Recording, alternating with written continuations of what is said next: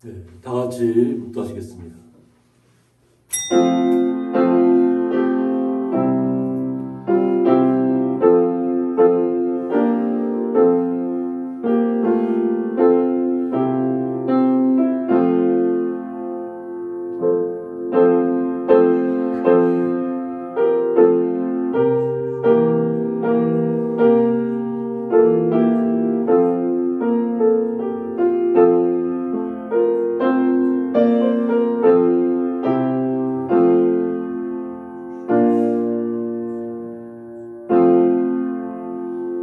하나님은 영이시니 예배하는 자가 신령과 진정으로 예배할지니라.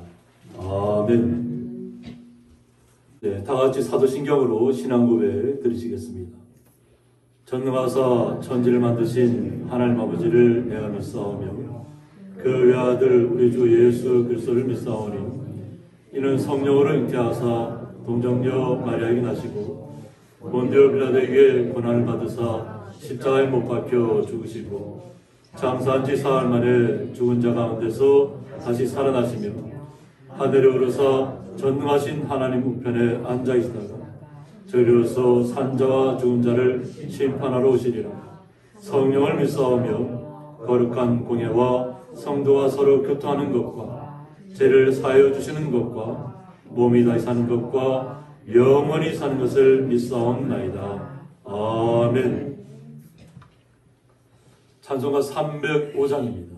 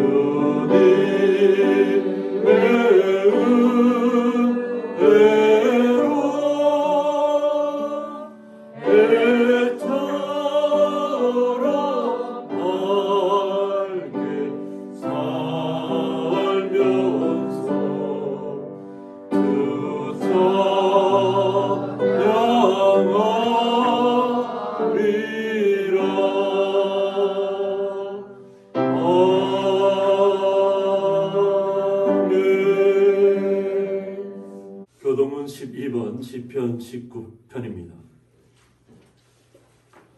하늘이 하나님의 영광을 선포하고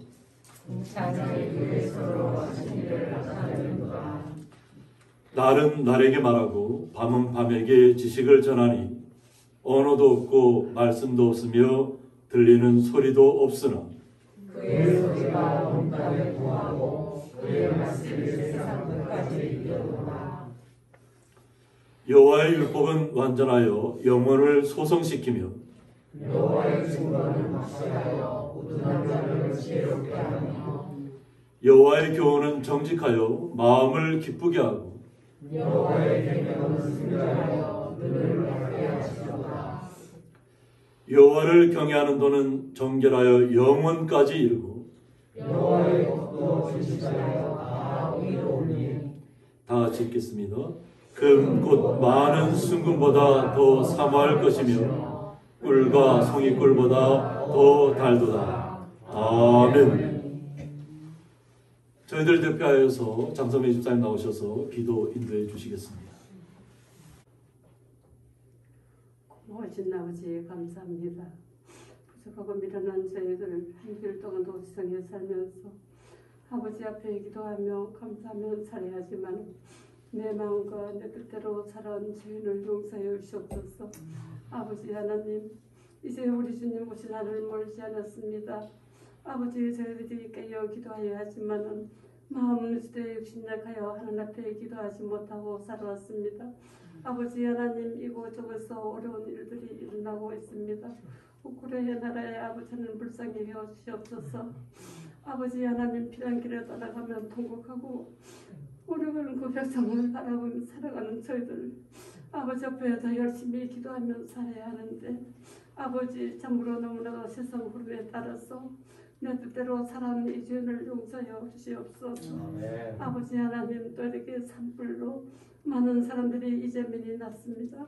아버지, 그들이 아버지 하나님 생활의 도전을 잃고 아버지 하나님 너무나도 힘든 상황 속에 살고 있사오니 아버지 하나님, 하루속히 모든 일이 잘 이루어져서 아버지 하나님 안전한 생활 속에서 살아갈 수 있도록 도와주시옵소서.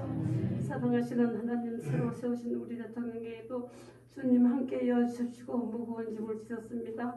이 나라와 민족을 위하여 국민을 일하시는 아버지 훌륭한 대통령이 되도록 도와주시고 5년간 모든 일을 잘 아버지 하나님 정말 국민을 바라보고 일할 수 있는 대통령이 되게 하여 주시기를 간절히 원하고 바라옵나이다. 사랑하시는 하나님 아버지 감사합니다. 사랑하시는 우리 목사님 이곳에 보내주셔서 아버지 하나님 아름다운 성전을 지켜 하시고 엎드려 하나님 앞에 기도하면 아버지 하나님 정말 눈물로 흘려가는 그 기도를 들으시는 하나님, 아버지 모든 기도를 들으신 우리 아버지님 감사합니다. 귀한 재단을 세우셔서 아버지 하나님 정말 하나님의 놀라신 아버지 하나님 성전이 되게 하여 주시기를 간절히 원하고 바라옵나이다. 아버지 하나님, 사랑하시는 목사님 시간에도 귀하신 말씀을 전하실 때에 아버지 생명된 말씀, 진리의 말씀 전하게 하시고 듣는 우리의 마음에 아버지 하나님 많은 결실을 맺는 귀한 진리의 말씀 되게 하시고 큰 은혜 받고 돌아가는 귀한 시간 되게 하여 주시옵소서. 그 말씀으로 저희들이 한 주일 동안 세상에 살면서 늘 항상 기억하며 기도하며 찬송하며 살아가는 저희들 되게 하여 주시기를 원하옵나이다. 아버지 하나님, 함께 동행하신 우리 사모님에도 함께 하시고 늘 어렵고 힘들 때가 많았습니다. 하나님 항상 기도하게 하시고 모든 기도를 들으신 하나님 감사합니다. 항상 건강으로 지켜주시기를 간절히 원하고 바라옵나이다. 아버지 하나님, 또 이렇게 새로나 귀한 가정 있습니다. 하나님 아버지, 사랑하시는 그 아들을 기억하여 주신 하나님 감사를 드립니다. 또 열심히 하나님 앞에 감사하며 살아가는 귀한 가정, 믿음으로 감사하며 살아가는 귀한 가정 되게 하여 주시옵소서. 아버지, 오늘도 우리 믿음의 가정들 함께 모여 아버지 하나님 건강한 마음으로 아버지 하나님 지켜주시는 감사합니다. 아버지, 이렇게 주님 옆에 나와서 함께 예배드리게 하신 하나님 감사를 드립니다. 또 이렇게 먼 곳을 멀다 하지 않으시고 항상 이렇게 먼 곳에서 이 고향의 교회를 찾아오시는 우리 믿음의 것들 가정에도 하나님 부르시고 원하는 모든 기도가 있습니다. 아버지, 한마디 기도를 들어주시고 놀라신 주의 내가 함께하여 주시옵소서. 항상 가정마다 하나님 건강으로 지켜주시를 간절히 원하고 바라옵니다. 하나님, 저희들은 이 시간에도 아버지 하나님 첫 시간입니다. 마치는 시간까지 우리 하나님께서 함께하여 주시옵시고 아버지 큰 영광 받아 주시옵소서. 우스간 죄는 아무것도 없습니다. 예수님 이름으로 감사하며 기도하였습니다. 아멘.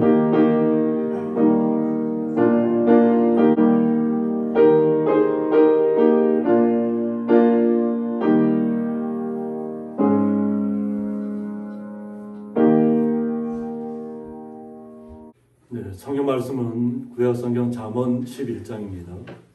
잠언 11장 1절에서부터 6절까지 제가 봉독하겠습니다. 속이는 저울은 여호와께서 미워하시나 공평한 주는 그가 기뻐하시느니라. 교만이 오면 욕도 오거니와 겸손한 자에게는 지혜가 있느니라. 정직한 자의 성실은 자기를 인도하거니와 사악한 자의 폐역은 자기를 망하게 하느니라. 재물은 진노하시는 날에 무익하나 공의는 죽음에서 건지느니라. 완전한 자의 공의는 자기의 길을 곱게 하려니와 악한 자는 자기의 악으로 말미암아 넘어지리라. 정직한 자의 공의는 자기를 건지려니와 사악한 자는 자기의 악에 잡히리라. 아멘. 네, 김교 권사님 나오셔서 찬양으로 하나님 앞에 영광 올려드리시겠습니다.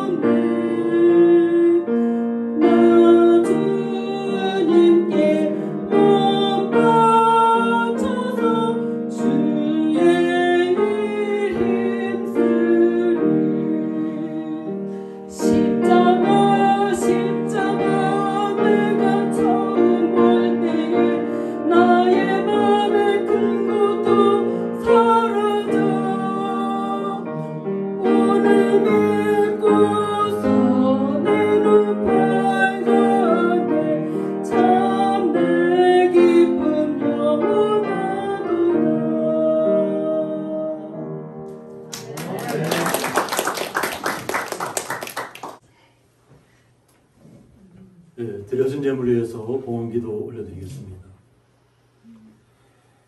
하나님 아버지, 저희들에게 날마다 한없는 은혜를 허락하시고 때로는 비바람이 몰아치고 강풍이 몰아칠 때에도 오직 저희들의 마음은 주님을 향해 하시니 감사합니다.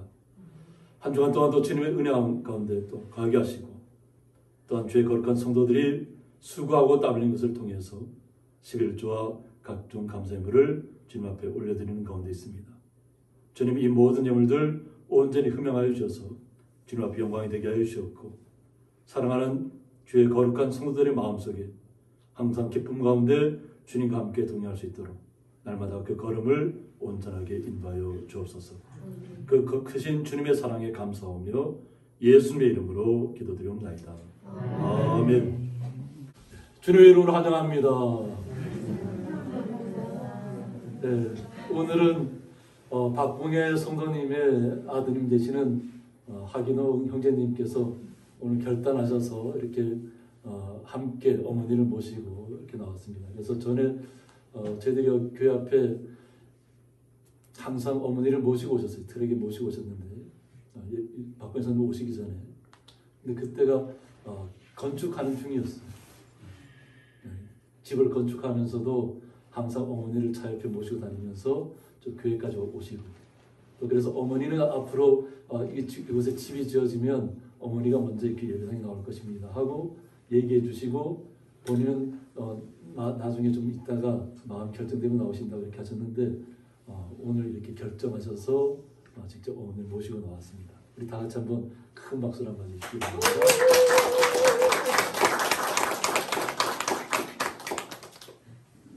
그래서 우리 하기동 형제님께서 재능이 많습니다. 재능이 많으셔서 앞으로 마을 일이든가 어떤 일이 생기면 이렇게 설명하는 일들이 많아질 것 같습니다. 그래서 뭐 연락처 필요하시면 저한테 연락하시면 제가 해서 서로 연락할 수 있도록 그렇게 해드리겠습니다.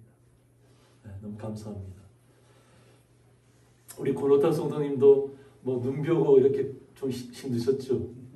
힘드셨는데 그 산 가장 높은 쪽에 있다 보니까 또 비포장이고 그래서 눈이나 비가 오면 굉장히 어렵습니다. 그런데 이렇게 믿음 생활 잘 해주셔서 너무 감사합니다. 우리 고노타 성도님에게도 한번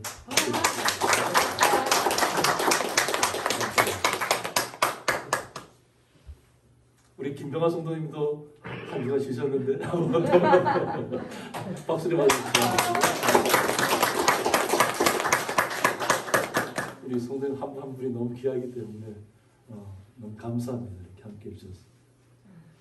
네, 오늘 말씀의 제목은 겸손한 자에게는 지혜가 이런 말씀 제목 가지고 함께 말씀을 나누고자 합니다. 다 같이 해볼까요? 겸손한 자에게는 지혜가. 저희들이 솔로몬 왕의 자문을 통해서 항상 느끼는 것이 뭐냐면 이 땅에서 우리가 어떤 자세로 살아가야 될 것인가 하는 것입니다. 하나님 앞에 간절히 구한 것이 지혜밖에 없었다는 겁니다. 그 어떤 것도 구하지 않고 오직 백성을 잘 다스릴 수 있는 지혜만을 하나님 앞에 간구했을 때 그 기도가 하나님을 감동시키셨다는 거예요. 하나님이 감동하니까 그가 구하지 아니한 것까지도 하나님께서 다 흘러 넘치도록 복을 주시는 거예요. 그런데 그런 지혜가 어디에서부터 처음 나타났냐면 두 아기가 있는데 태어난 지 얼마 안 된 아기가 한 아기는 어머니가 잠자다가 어떻게 해서 이렇게 압살시켰어요. 숨을 못 쉬어서 죽게 됐어요. 어머니의 마음은 자기의 자식을 가장 아끼는 것이잖아요.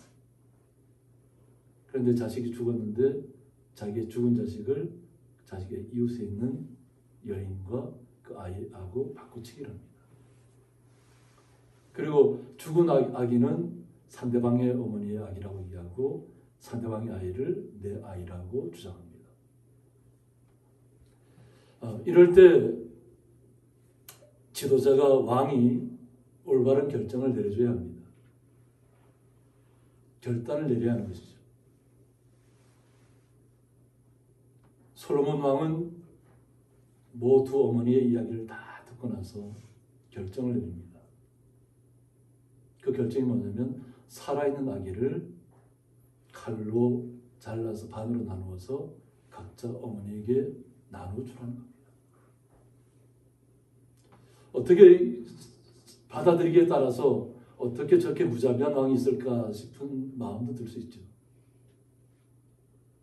그런데 여기 하나님의 지혜가 있습니다. 어머니의 사랑은 진하고도 진합니다. 어머니의 사랑은 말로 표현할 수 없는 것이죠. 그런데 자신의 아이가 아닌 어머니는 그렇게 왕의 말 뜻대로 그렇게 하라는 겁니다. 반으로 잘라서 나눠달라는 거예요. 근데 친어머니의 마음은 내 아이를 죽게 할 수 없다는 거죠. 비록 내 아이는 뺏긴다 할지라도 그 아이를 자신의 아이를 살리기 위해서는 그렇게 하지 말고 그 가짜 어머니에게 주라는 겁니다. 솔로몬 왕은 이미 그 지혜를 가지고 있고 하나님께 주신 지혜를 가졌기 때문에 그들의 어머니의 사랑이 어떻게 나타날 것인가를 보고 있는 것입니다.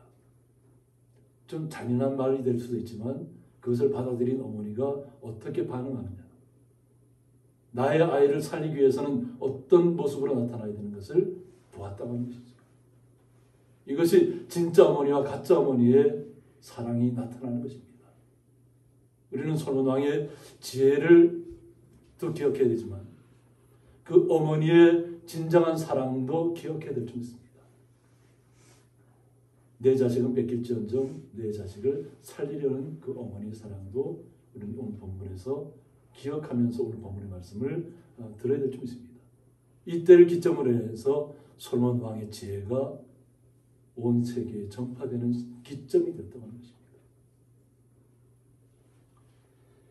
우리는 솔로몬을 통해서 속이는 저울에 대해서 이해합니다. 저울을 속일 이유가 없잖아요. 그런데 저울을 속여야 된다면 그것은 뭐냐면 자기가 많은 이득을 차지해야 된다는 것이죠. 그래서 오늘 속이는 저울을 보면 모전의 미르마라고 하는데 상인이 많은 이익을 얻기 위해서 무게가 다른 줄을 사용한다는 것이죠. 자기에게 이익이 많이 돌아올 수 있도록. 우리가 예전에 쌀가게에 가면 요즘은 그렇지 않지만 예전에 쌀가게에 가면 대를 갖다 이렇게 하잖아요. 대를 갖다 이렇게 속하게 담아서 이렇게 해서 그냥 싹 밀어버리죠. 깨끗하게 싹 밀어버려서 그것이 한 대가 기준이 되는데 어떤 데는 또 이렇게 그렇게 하고도 어떤 주인은 거기에다 쌀을 더 이렇게 정확하게 깎기는 같지만 다시 거기에다 쌀을 더 덤해서 주는 경우가 많아요.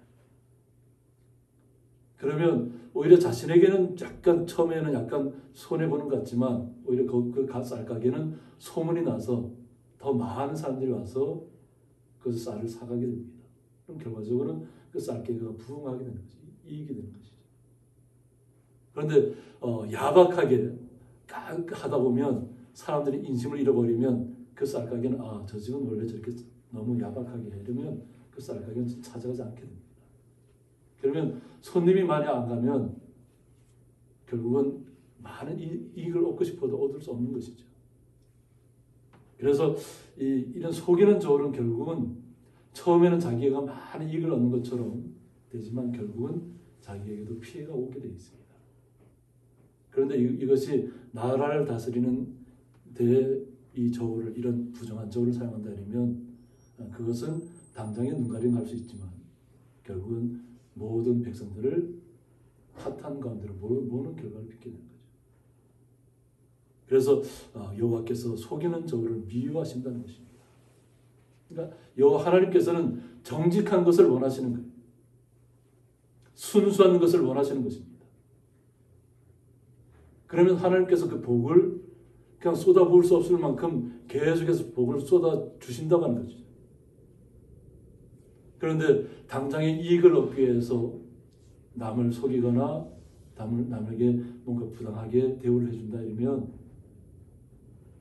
그것은 뭐 사람에게는 눈가림을 할 수 있잖아요. 근데 하나님 앞에는 눈가림을 할 수 없다는 거죠. 요 하나님은 모든 것을 다 지켜보시고 계시기 때문에. 그래서 요 하나님께서 미워하시는데 공평한 추는 그가 기뻐하신다고 했습니다. 공평한 추. 우리가 이렇게 공사를, 저희들 교회도 공사를 하다 보니까 추를 사용하더라고요. 그래서 제가 사진을 좀 찍었는데, 이 추가 누구의 손에 붙잡혀 있어야 제대로 그 역할을 할 수 있을까요? 건축물을 하는 분들 입장에서 목수의 손에 온전하게 잡혀 있어야 그 역할을 할 수 있습니다. 저도 이렇게 옆에 지켜보면서 목수가 어떻게 이 추를 사용하는 것을 이렇게 지켜봤는데, 만약 비뚤어졌는데도 불구하고 그것을 추가 바르게 됐다고 판단하면 어떻게 되겠어요? 그러니까 집은 지을 수 있지만 그 건물이 나중에 보면 비뚤어진 건물이 되고 잘못된 건물로 나타날 수밖에 없습니다. 그렇기 때문에 하나님께서는 항상 공정하게, 모든 것이 공정하기를 원한다는 것입니다. 그러니까 이 추를 갖다 달 때 보면 위에서부터 달잖아요. 추를 위에서 이렇게 정확히 다 꽂고 밑에 하고 해서 위와 아래가 같은 간격이 돼야 되는 거죠. 우리는 무게 중심만 생각하는데 그 건물과 건물 사이가 정확하게 위에서부터 아래까지가 정확하게 맞아야 한다는 것이죠. 그것이 공평한 추라는 겁니다. 그래야 모든 것을 올바르게 알고 정확하게 할 수 있다는 것입니다. 이것은 여호와 하나님께서 기뻐하시는 일이에요. 그러니까 우리 성도님들이 모든 일을 함에 있어서 공평한 추를 적용해야 됩니다. 우리가 말씀을 들을 때 자꾸 오해하는 것이 있는데, 말씀을 들으면서 상대방에게 자꾸 적용을 해요. 나한테 적용해야 되는데 나한테 적용해서 내가 잘못된 것이 있으면 나의 잘못된 부분을 고치고 뭔가 이렇게 개선하고 이렇게 나다 보면 나의 모습이 점점 좋아지잖아요. 그런데 뭔가 문제가 생겼을 때 그 추를 갖다가 나한테 적용하지 않고 그 말씀을 들을 때 이것은 저 사람에게, 상대방에게 적용하는 거예요. 저 사람 저렇게 해서 잘못됐다. 그럼 결국은 나에게 적용해야 될 추는 사라지고 없는 것이에요. 그러니까 상대방의 잘못만 보이는 것이죠. 그러니까 하나님께서 원하시는 것은 우리 자신을 보라는 거예요. 자신. 하나님께서 원하시는 것은 우리 한 분 한 분, 우리 성도님을 찾으시기 위해서 우리를 말씀을 주시고 우리에게 말씀을 통해서 지혜를 허락하시는 것이잖아요. 그 말씀을 나에게 적용시키지 않고 상대방에게만 자꾸 적용시키려고 하다 보면 결국 나는 말씀이 없는 사람이 됩니다. 결국 나에게 올 지혜가 사라지게 되는 것이에요. 우리는 말씀을 상대방을 비난하는 데 사용하는 것이 아니라 나를 바르게 보는 잣대로 사용하셔야 될 줄 믿습니다. 그것이 주님께서 기뻐하시는 일이에요. 주님께서 기뻐하시면, 우리 성도님 한 분이 하나님께서 기뻐하시는 일을 행하면 서로 협력할 때마다, 만날 때마다 기쁨이 넘칠 수밖에 없죠. 아멘. 잘못을 지적하는 것이 아니라 장점을 바라봐주고 그 장점을 칭찬해주고, 위로할 일이 있으면 위로해주고, 슬퍼할 일이 있으면 함께 슬퍼해주고, 세워줄 일이 있으면 함께 세워주는 일이 우리 성도님들의 역할이에요. 저도 마찬가지입니다. 저한테 먼저 이 말씀을 적용시키고 이 말씀이 저한테 올바르게 적용되고 있는지를 먼저 살펴야 되겠죠.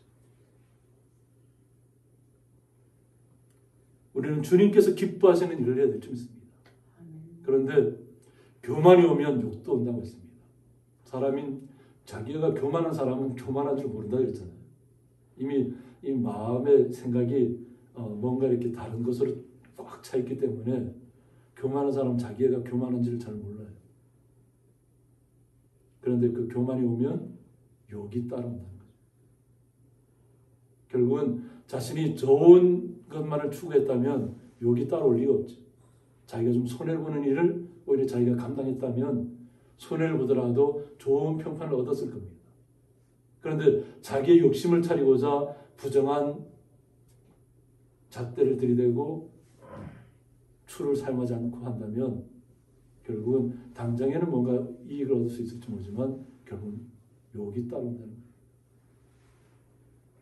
그래서 오늘 본문의 말씀처럼 겸손한 자에게는 지혜가 있다고 말씀하고 있습니다. 항상 주님 앞에 우리는 겸손해야 될 줄 믿습니다. 주님 앞에 겸손하면 모든 분들에게 겸손하게 우리의 모습이 나타날 수 있습니다. 항상 주님이 나를 바라보고 있다는 것을, 나를 지켜보고 있다는 것을 잊지 마시기 바랍니다. 그러면 우리가 교만할 일이 없습니다. 항상 주님께서 나를 지켜보시고 나를 보호하시고 나의 모든 일거수일투족을 주님께서 나를 인도하고 있다고 생각한다면 우리는 주님만을 인정하게 될 것이고, 그럼 주님께서 주시는 말씀을 통해서 우리가 날마다 주님의 지혜로 충만해질 것입니다. 그러면 겸손하지 말라고 해도 겸손한 모습이 나타날 수밖에 없는 것이죠. 이것이 주님께서 우리에게 원하시는 것이에요. 그러니까 솔로몬은 왕으로서의 모습을 자기가 다 겪어봤잖아요. 자기의 잘못된 부분도 봤을 것이고 잘한 면도 봤을 것이고, 그러면서 말씀을 남기는 것이죠. 자기의 잘못된 부분도 남기는 것이죠. 자기의 좋은 점만 나타내는 것이 아니라 자기의 잘못된 점도 드러내는 것이 성경입니다. 성경은 어떻게 이런 추악한 일이 기록될 수 있을까 싶을 정도로 추악한 일도 성경에는 기록이 되어 있습니다. 이것은 이러한 과정을 통해서, 말씀을 통해서 우리 자신을 비춰보라는 것이죠. 그런 자리에 가지 말라는 것입니다. 이것이 주님으로부터 온 지혜인지 아닌지는 우리가 일상생활 속에서 나타날 수 있습니다. 그래서 정직한 자의 성실은 자기를 인도한다고 했습니다. 항상 주님의 말씀이 내 삶 속에, 내 마음 속에 항상 주님께서 주시는 지혜가 있다고 한다면 우리의 발걸음은 어떤 어려움을 만나도 가벼울 것입니다. 제가 한 간증을 들었어요. 설악산에서 지객꾼으로 살아가는 분의 이야기입니다.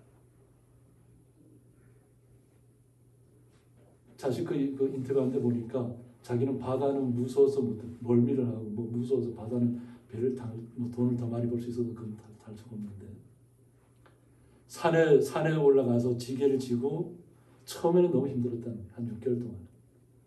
그런데 6개월 동안 지고 나니까 그냥 자기가 너무 짐이 가볍더라는 거예요. 그러니까 짐도 지게를 지더라도 요령껏 지어도, 어떤 때는 무게가 120kg가 넘는 냉장고, 아이스크림 저장 냉장고도 산에 지고 올라가야 될 때가 있었다는 거예요. 그런데도 자기가 표현하는데 자기는 그냥 가볍다는 거예요. 그래서 자신의 짐을 하나님께서 같이 짊어주시는 것 같다. 이렇게. 처음에는 내 주먹을 믿지 난 하나님 안 믿겠다 이랬다는 거예요. 그런데 주님을, 자신의 자녀가 아플 때 자녀를 살리기 위해서 주님을 영접했다는 것이죠. 그리고 그때부터 정말로 자신이 어려운 일을 하면서도 자기가 어렵게 얻은 이익을 가지고 많은 사람들에게 나누고 있더라고요. 그러니까 주님이 함께 하심으로 자기는 지금은 이제 그 일을 그만두었더라고요. 그러니까 방송에 나타나고 이렇게 힘들다는 표현을 하니까 그쪽에서 해고 형식으로 이렇게 해서 근데 지금은 자신이 그 자리, 오히려 직장은 떨어졌지만 너무 기쁘다는 거예요. 하나님께서 이제는 하나님께서 모든 것을 다 이렇게 그 모든 지금까지 짊어졌던 짐을 다 내려놓고 하고 오직 주님만 의지하게 하시는 것 같다, 이렇게 표현하시는 것 같아요. 그러니까 우리가 걸어가는 길은 어떤 어려움이 있다 할지라도 주님이 함께 하시면 그 짐은 가볍다는 것입니다.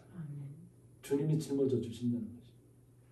그러니까 정직해야 된다는 거죠. 주님의 사람들.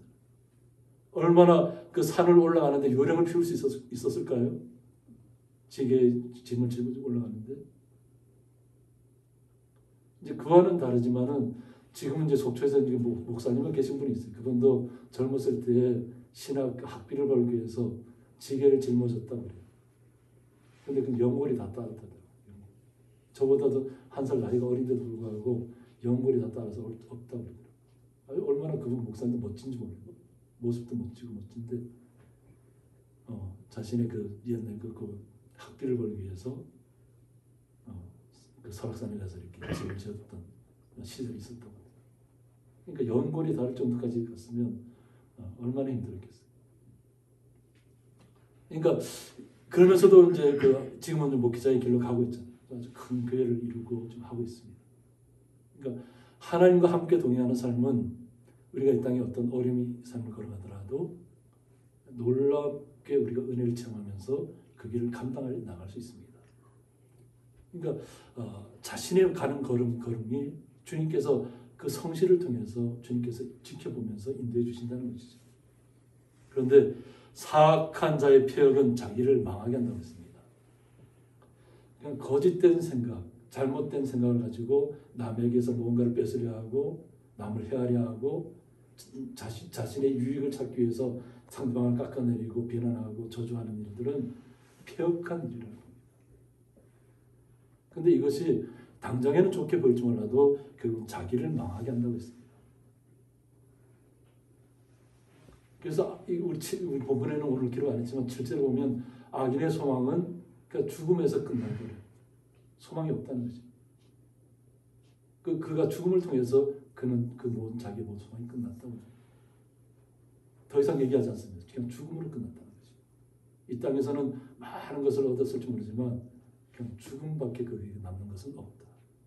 지금까지 아무리 많은 욕심을 가지고 왔지만 그 많던 욕심이 죽음의 순간에 다 사라져버린다. 재물은 진노하시는 날에 무익하다고 했습니다. 아무리 많은 재물을 가지고 있어도 진노하시는 날에 무익하다는 것이. 지금 우리 집사님께서 오늘 기도하셨지만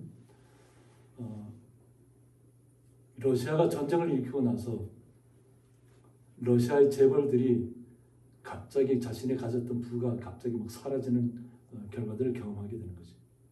서방 세계에서 잘못된 것을 알고 제재를 하다 보니까 그들의 수입이 사라집니다. 그리고 그들이 다른 나라에 갖고 있던 모든 재산들이 다 동결되고 몰수되는 상황. 자신들이 뭐 허보트를 갖다가 뭐 어디 터키라든가 다른 곳으로 이렇게 하는데 뭐 시민들은 그거 다 몰수하라고 다 좀 데모하고 있고. 그러니까 재물은 자신이 어떤 보면 뭐 자신이 유익함을 추구할 때는 정말로 좋은 것이겠죠. 그런데 진노의 날이 이르면 그 재물은 아무 쓸모, 오히려 그 재물이 자기를 올가매는 결과를 빚는다는 거죠. 그 재물 때문에 자신들이 모든 삶이 파괴되는 그 과정을 겪게 된다는 것입니다. 그러나 공의는 죽음에서 건진다고 했습니다. 오직 주님의 말씀대로 우리의 삶을 정비하고 말씀대로 순종하고 정직하게 이 땅에서 성실한 마음을 가지고 나아가면 주님께서 죽음의 순간에 온다 할지라도 죽음을 쫓아내서 건져내신다고. 생명은 주님 앞에 하나님 주님 앞에 속해 있잖아요. 생명은 주님께서 주관하시는 것이. 우리를 살리고 죽이는 것은 주님께서 하시는 일이에요. 우리가 죽을 환경에 처했다 할지라도 우리가 온전하게 주님의 손에 붙잡혀 있으면 주님께서 살려내신다는 것입니다. 그러면 우리는 이 땅에서도 살고 영원한 세계에서도 살 수 있는 특권을 누리게 되는 것입니다. 그러므로 지도자는 바른 생각을 가져야 됩니다. 정직해야 됩니다. 자신의 유익을 추구해서는 안 됩니다. 자신의 사익을 추구해서도 안 됩니다. 우리나라 역대 대통령들이 왜 다 같이 임기를 마치면 감옥으로 가야 되는지 깨닫지 못하고 있잖아요. 답습하고 있잖아요.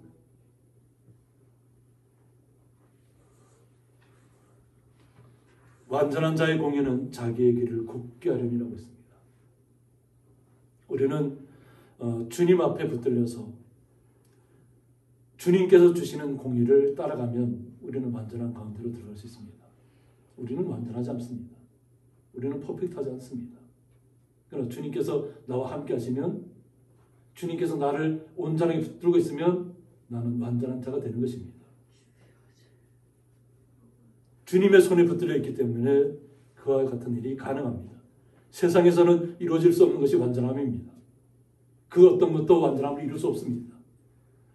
그러나 주님께서 우리의 손을 붙잡고 있다면, 우리의 마음의 중심을 붙잡고 있다면 우리는 완전한 길을 걸어가고 있는 것입니다. 주님께서 나의 모든 길을 인도하고 있기 때문에 그렇습니다. 그런 우리가 완전한 자의 공의는 정말 정직하고 의롭고 성실하게 이 땅에서 살아가는 삶을 우리가 걸어간다면 자기의 길을 곱게 하는 것이다. 앞에 나가는 모든 길들이 주님께서 인도하시는 길이면 그 길은 아무리 험준한 길이라 할지라도 우리의 앞에는 평탄한 점 있습니다. 그러나 악한 자는 자기의 악으로 말미암아 넘어지리라고 했습니다. 이 땅에서 추구하는 것들, 자기 자신의 유익만을 위하는 것들, 그것은 결국은 자기를 망하게 하는 것입니다. 결국은 자기 스스로가 자기를 그 무너뜨림의 자리에 이끌고 가는 것입니다. 우리 스스로가 주님 앞에 온전히 선다는 것은 항상 자기를 기만하기 쉽습니다. 자기를 속이기 쉽습니다. 내가 가는 길은 옳다고 스스로 판단하는 것이죠. 그런데 그 기준은 주님의 말씀이 나의 기준이 되야 됩니다. 나의 생각이 기준이 돼서는 안 돼요. 나의 판단이 기준이 돼서는 안 돼요. 오직 주님께서 나에게 주시는 말씀의 의미가 정말 주님께서 우리에게 주시는 공의가 무엇인가를 안다면 우리는 주님의 뜻대로 이 땅에서의 길을 걸어갈 수 있습니다. 그것이 비바람이 치더라도 거센 파도가 우리에게 몰려온다 할지라도 그것이 막 나를 막 다 무너뜨리는 것처럼 한순간에 덮쳐오는 것처럼 한다고 할지라도 우리는 주님 앞에 붙들려 있어야 됩니다. 지금 제가 어저께 아들하고 통화를 했습니다. 제가 아들하고 통화를 했는데 뭐 좋은 지금 직장에서 뭐 제일 좋은 호텔에서 근무하고 있지만 앞으로 자신이 장래를 생각했을 때 고민을 하고 있더라고요. 그래서 아버지 이런 고민들이 있는데 어떻게 했으면 좋겠습니까? 제가 해줄 수 있는 말은 오직 주님의 손에 붙들려 있으라는 것입니다. 그래서 제가 말하는 중에 그런 말을 했습니다. 바다에 가서 민물에서 수영하듯이 하지 말아라. 바다에 가서 민물에서 수영하듯이 하면 금방 빠져 죽습니다. 바다의 물결은 그 바다의 물결대로 순응하고 그냥 거기에 맡겨야 됩니다. 맡기면 우리의 몸이 저절로 거기에 부응해서 다 이렇게 파도를 넘어가게 되어 있습니다. 그런데 민물에서처럼 내가 온 힘을 다해서 막 헤엄을 쳐서 건너가야 되는 것처럼 하다 보면 모든 기력을 다 빼앗기고 다 소진해서 결국 물속에 빠져들 수밖에 없어요. 그래서 제가 아들에게 오직 주님만 붙들고 가면 어떤 결정을 하더라도 나는 너의 결정을 존중한다. 그러니까 오직 주님 앞에 기도하고 주님의 뜻 안에서 순종하고 나가라 이런 얘기를 했는데 결국은 악한 자는 자기가 아무리 뭐 이런 많은 것을 추구했다 할지라도 자신 스스로가 했다고 이렇게 오만하고 교만한 생각을 갖게 되면 결국은 자기가 이루었던 업적 때문에 결국 무너지는 결과를 있습니다. 이 땅에 수없이 많은 재벌들이 또 재계 순위를 얼마 안 다툰 사람들이 우리가 우울증에 걸리고 뭐 자살하고 투신하고 이런 과정들을 우리의 인생을 살아오면서 너무 많이 봐왔습니다. 근데 그들이 돈이 없어서 죽은 것이 아니잖아요. 뭐 허로운 집이 없어서 죽은 것이 아니잖아요. 그들은 많은 것을 가지고 있음에도 불구하고 자신에게 채워지지 않는 욕망 때문에 결국 우울감이 빠지고 결국 스스로를 내던지는 어리석은 일들을 결정하게 되는 것이. 이 땅에 우리가 추구하는 것이 이 땅에서 뭔가 최고의 것을 얻기 위해서 나아가는 삶은 절대 되지 말아야 될 줄 믿습니다. 주님의 손에만 붙들리면 우리가 어느 곳에 있다 할지라도 우리는 행복한 삶을 누릴 수 있습니다. 우리 고노탁 성도님의 예를 들면 산속에서 와서 있을 때 이렇게 얘기를 들려주시는데 와서 많이 살도 빠졌다고 해요. 근데 주님을 영접하고 예배다 주님의 영접하고 함께 예배하는 순간부터 그냥 살이 쪘다 그래요. 2.5kg 쪘다 그러셨죠? 2.5kg 찌고 마음이 너무 편해졌다는 거예요. 전에는 막 피곤해서 잠이 안 오고 이랬는데 잠이 안 올 때는 성경책을 바라보고 읽으면 너무 그냥 시간이 빨리 간다는 거예요. 잠도 잘 주무시고. 그러니까 더 빨리 믿었을 걸, 더 빨리 믿을 걸. 그런 표현을 해주셨는데, 그러니까 우리가 주님 안에 있으면 됩니다. 우리가 살아있는 환경은 뭐 열악할 수 있잖아요, 그죠? 뭐 제일 높은 곳에 가 있잖아요. 그래도 그것에서 행복하다는 거죠. 주님과 함께 있을 때 행복하면 됩니다. 우리 삶. 그런데 절대 그러나 악한 자의 길에 우리는 결코 발을 디뎌서는 안 될 줄 믿습니다. 그래서 6절에 보면 정직한 자의 공의는 자기를 건진다고 했습니다. 주님의 말씀대로 살아가려고 노력하고 순종하고 정직하고 성실함을 경배하고 항상 말씀대로 우리가 나아가면 그것이 자기를 건진다는 거죠. 주님께서 우리를 위해서 예비하신 것이 우리를 살려내는 방법이 주님 뜻대로 순종하며 나아가면 우리가 이 땅에서 살아난다는 것입니다. 그리고 주님의 뜻을 이룰 수 있다는 것입니다. 그런데 사악한 자는 자기의 악에 잡히리라고 했습니다. 속이는 자, 속이는 저울, 자신의 유익만을 추구하는 모든 사람들은 결국은 자기의 악에 잡히게 됩니다. 자기가 자기의 그물을 친 것이 되는 거죠. 그러니까 자기가 친 그물에 걸려 들어가는 것입니다. 제가 이렇게 이런 간증을 그동안 안 해왔었는데 제가 배를 타면서 느꼈던 것이 뭐가 있냐면 그때 쌍끌이호선을 탔는데 항상 이렇게 가득 물고기를 잡아 올리잖아요. 근데 지금은 바다가 어떻게 변했냐면 그냥 온갖 해파리가 그냥 바다를 다 장악하고 있어요. 그러면 이 그물을 커다란 그 그물을 올리면 사방의 사람들이 둘러서서 그물을 갖다 바로 터뜨리면 그 배가 침몰합니다. 그래서 그물을 아주 한쪽에 조금만 이렇게 열어놓습니다. 열어놓고 그냥 그러면 해파리가 먼저 해파리가 미끌미끌하니까 먼저 다 빠져나옵니다. 그러니까 그물에 고기는 많지 않고 해파리 떼가 가득한데 해파리가 바다에서는 얼마나 화려해요. 우리가 영상으로 이렇게 그런 보셨겠지만 바닷속에 가면 얼마나 영롱하고 찬란하고 빛이 나는지 모릅니다. 그런데 막상 잡히는 거에서는 그냥 삽으로 다 잘라냅니다. 해파리 때부터 다 갈라내서 다시 바다로 밀어넣습니다. 그리고 제일 나중에 그냥 좋은 고기들만 나중에 남게 되는 거죠. 그래서 바닷속에서 유영할 때는 얼마나 화려하고 좋았겠어요. 그 독도 있잖아요. 그죠? 바닷가에 갔다 해파리에 독에 물리는 사람들도 많잖아요. 아무리 화려하게 해도 결국은 다 붙잡혔을 때는 다 쳐져서 갈라지고 해서 다시 버려져요. 그래서 그것을 통해서 제가 깨달은 거죠. 세상에서 아무리 화려하게 생활해도 막상에 우리가 얻을 수 있는 것은 좋은 고기만 남긴다는 거죠. 그리고 다 버려지는 거죠. 다시 바닷속으로 다 쪼개지고 갈라져서 결국은 우리 스스로가 잘못된 그물을 쳐서는 되지 않아야 될 줄 믿습니다. 그렇기 때문에 우리는 항상 주님께서 인도하시는 길을 가야 될 줄 믿습니다. 그래야만 주님께서 원하시는 일을 우리가 이 땅에서 이룰 수가 있습니다. 그래서 11장 10절에 보면 의인이 형통하면 성읍이 즐거워한다고 했습니다. 하나님의 사람들, 거룩한 사람들이 형통한 길을 가게 되면 온 성읍 자체가 즐거워한다는 거죠. 우리 성도님 한 분 한 분들이 다 기쁨 속에 붙잡혀 있고 주님과 함께 동행하는 삶을 누린다면 이 마을 전체가 다 기뻐할 것입니다.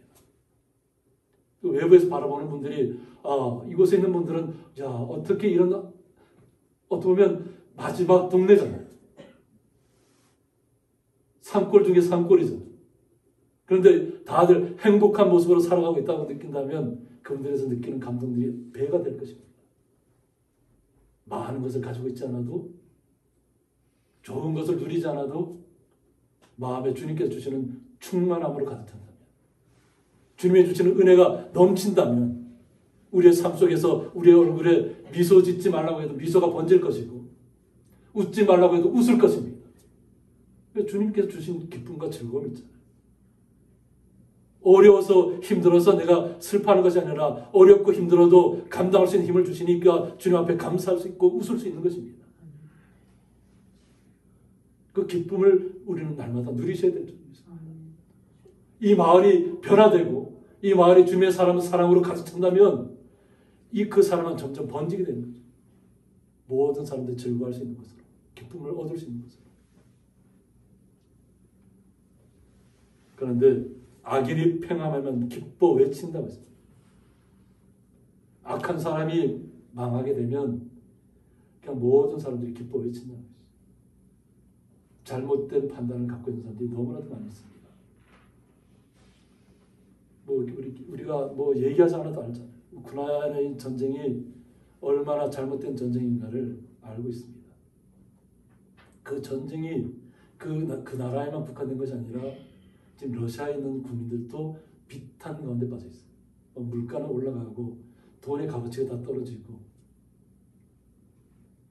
기름값은 치솟고 또 그런데 그 러시아만 해당되는 것이 아니라 지금은 남미라든가 이집트라든가 중동이라든가 밀가루를 통해서 빵을 주식으로 사는 사람들은 갑자기 이 밀을 수입해 와야 되는데 우크라이나가 지금 파종을 못한다는 거예요. 파종할 시기를 놓친다는 거예요.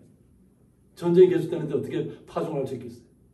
가장 비옥한 지역이 있는데 그것이 거기서 들어오는 밀을 수입해야 되는데 수입을 못한다면 가격이 계속 치솟게 되면 빵을 주식으로 사는 사람들 입장에서는 굉장히 곤란해지는 거죠. 그러니까 이집트라든가 다른 나라에서 지금 빵값을 올리지 못하게 상한제를 딱 정해놓고 그냥 정부에서 지원해 줄 테니까 올리면 33억인가 벌금으로 물리겠다 이렇게 얼마나 심각한 상황입니까? 우리나라도 마찬가지잖아요. 경유값이 지금 휘발유값을 거의 따라가고 있다고 그러죠. 예전에 그래도 경유차를 모는 분들이 좀 가격 차가 있어서 좀 괜찮았는데 지금 화물차를 운행하는 분들 입장에서는 더 심각하겠죠. 경유값은 계속 올라가고 있고 이것이 악한 사람들 때문에 결국 온 세계가 고통받는 시간이 온다는 거죠. 그러면 이 전쟁이 만약 끝나서 그 나라 일으켰던 사람이 패망하는 경우가 되면 모든 사람들이 기뻐 외치지 않을 수 없는 거죠. 그런 상황이 올 수 있다. 그래서 11절에 보면 성읍은 정직한 자의 축복으로 인하여 진흥한다고 했습니다. 정직한 자의 축복으로 인하여 진흥한다. 성읍. 그래서 축복의 의미를 우리가 좀 살펴봐야 되는데 축복은 베라카라고 합니다. 원뜻은 무릎을 꿇고 엎드리다라는 뜻을 갖고 있습니다. 우리 성도님들은 제가 축도하는 시간을 눈을 감고 있기 때문에 축도하는 시간을 못 볼 겁니다. 그죠? 영상을 통해서 보면 볼 수 있지만 저의 손은 항상 하늘을 향해 있습니다. 제가 축복하는 것이 아니라 하나님께서 그렇게 축복해달라고 하나님 앞에 간구하는 것입니다. 보통 우리가 잘못하면 이렇게 자신이 주는 것처럼 이렇게 해갖고 이렇게 축복하는 분들 많죠. 근데 성경적으로 따져가면 축복은 내가 주는 것이 아니라 하나님 앞에 그렇게 해달라고 간구하는 것입니다. 무릎을 꿇으라는 것입니다. 우리 성도님 한 분 한 분이 주님의 택하신 정직한 자라면 무릎을 꿇고 정말 간절한 마음으로 주님 앞에 기도하라는 것입니다. 앞날에 대한 예언적인 축복이나 타인을 위한 축복 기도를 의미하는데 이것이 주님 앞에 온전히 주님께서 그렇게 이루어 주시길 간절히 우리의 마음을 들여서 기도하라는 것입니다. 이것이 진정한 축복이에요. 하나님께서 해주지 않으면 우리는 어떻게 할 수 없습니다. 오직 주님이 우리를 축복해달라. 주님 앞에 간구하는 것입니다. 그래서 정직한 자의 기도가 중요합니다. 우리 성도님 한 분 한 분이 주님의 손에 붙들려서 정직한 자의 성실한 모습으로 나아가면서 기도할 그 순간이 축복의 시간입니다. 그래서 기도가 중요하다는 것입니다. 제가 앞에 서서 하는 것만 축복이 아니에요. 우리 성도님들이 하나님 앞에 드려지는 모든 기도의 시간들이 축복의 기도의 시간이라는 것을 잊지 마시기 바랍니다. 그런데 악한 자의 입으로 말미암아 무너진다고 했습니다. 정직한 자들의 축복을 인해서 날마다 성읍은 진흥하고 발전하는데 오히려 악한 자의 입으로 말미암아서 무너진다는 것이죠. 악한 자는, 사악한 자는 자기의 유익만을 쫓기 때문에 그렇습니다. 자기와 속해져 있는 사람들만의 유익만을 쫓기 때문에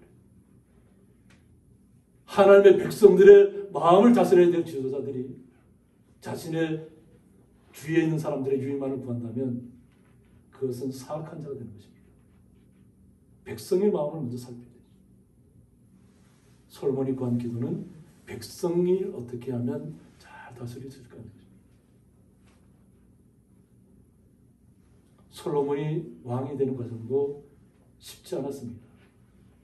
오히려 형들이 아버지를 몰아내고 형들이 자신들이 그 왕위를 차지하려 했지만 그 왕위를 차지하려 했던 아들들은 다 결국 죽음 가운데로 내몰렸습니다.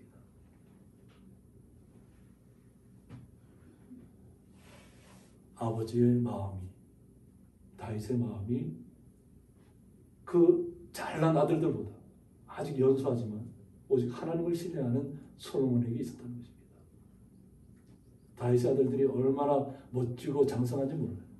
압살롬도 뭐 아주 그냥 너무나도 유명하잖아요.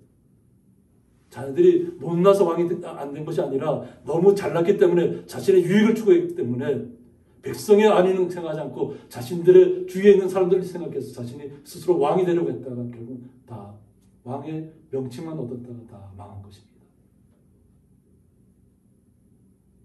오직 주님께서 주시는 지혜로 백성을 다스리는 지혜를 간구하는 것이 솔로몬입니다.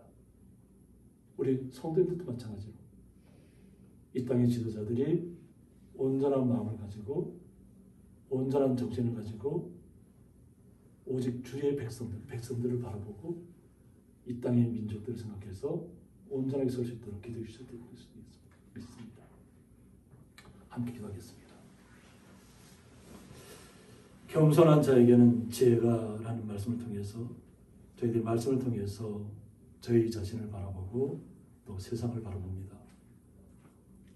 말씀은 나에게 먼저 적용이 되어야만 그 말씀 적용된 말씀을 통해서 우리의 삶이 변할 수 있음을 다시 한번 깨닫습니다. 먼저 나 자신에게 이 말씀을 적용하게 하여 주셨고 이 말씀을 통해서 은혜 받은 저희들이 정직한 자의 모습으로 성실한 자의 모습으로 공평한 추를 가지고 주님 앞에 축복의 기도를 올려드려야 될 줄 믿습니다. 이러한 시간들을 통해서 저희들의 마음에 기쁨이 찾아오게 하여 주셨고 이 세상에 이미 어려움을 당하고 있는 민족들에게도 기쁨의 시간을 속히 올 수 있도록 주님께서 함께하여 주옵소서. 주님의 크신 사랑에 감사하며 예수님의 이름으로 기도드립니다. 아멘. 찬송가 257장입니다.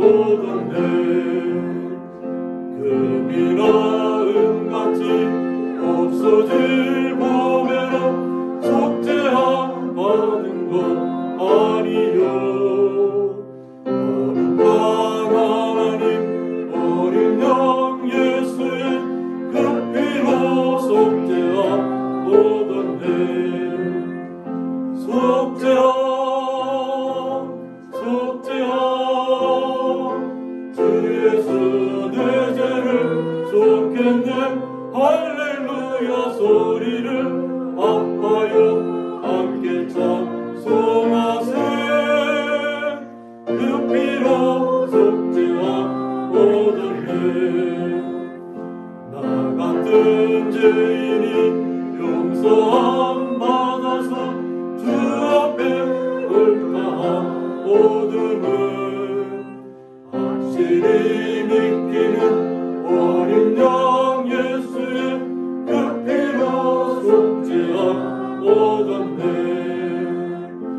속죄함 속죄함 주 예수 내 죄를 속했네 할렐루야 소리를 아파요 함께 찬송하세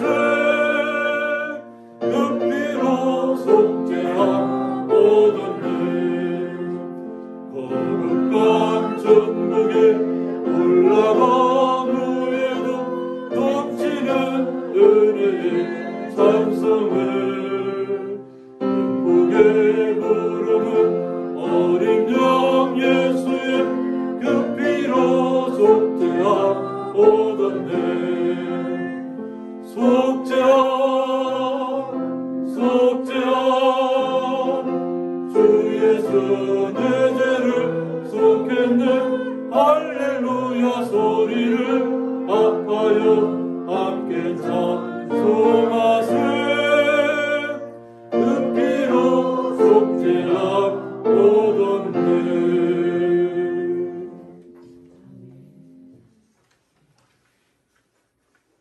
이제는 주 예수 그리스도의 은혜와 하나님의 사랑과 성령의 감화 교통하심이 겸손한 자에게는 지혜가 있다는 말씀을 통해서 날마다 주님과 함께 겸손히 주님의 말씀대로 순종하며 나아가기를 원하는 죄의 거룩한 성도들과 어머니를 모시고 이제부터 오직 주님과 함께 예배하기로 작정하고 나오는 하기동 성도님과 그의 가족과 또 거룩한 주의 성도들의 가족과 그 기업 위에 영원토록 함께 있을지어다.